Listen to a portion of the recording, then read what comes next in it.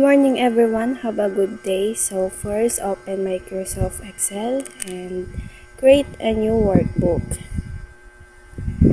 Yan. So after you open a new workbook, enter two random data into columns, which is A and B. Wide lang natin ang A and B. Yan. Yan. So, for column A, mag-enter tayo ng 10 random numbers. Yan. So, dito is ilalagay ko na lang grades. Yan.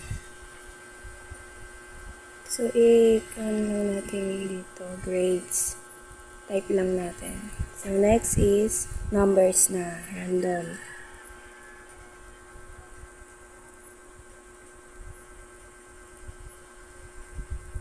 $79, $94, $88, $91, $92, $89, $80, $77, $90. Yan. Sa column B naman, mag-enter tayo dito ng 10 random rows of text. So, dito, name of students na lang ilalagay ko. Yan. So, type lang natin students, name of students. Yan. Name of students. So, mag-begin na tayo. Ang name na first is Ana. Yan. Next is Bella. Next is Daniela. Daniela. Next is Mary Ann.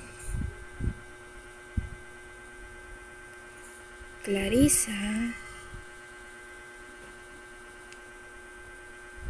Florine.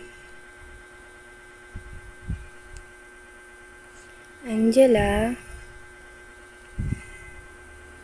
Mira. Zephanie.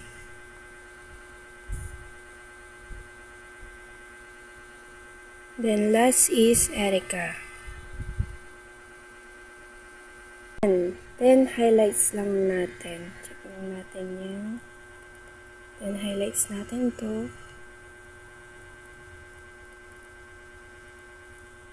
Then go tayo sa borders. Lagyan natin ng ganyan.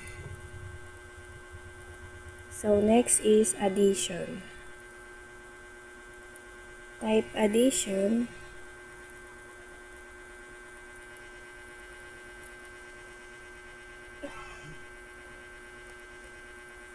Addition.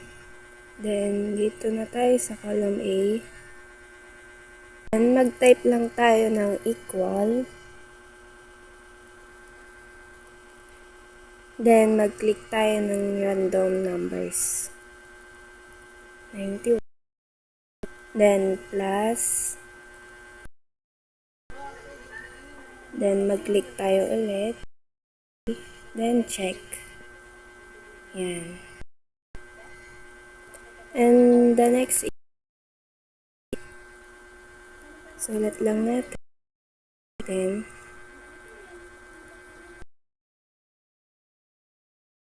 Then type equal. Then pili ng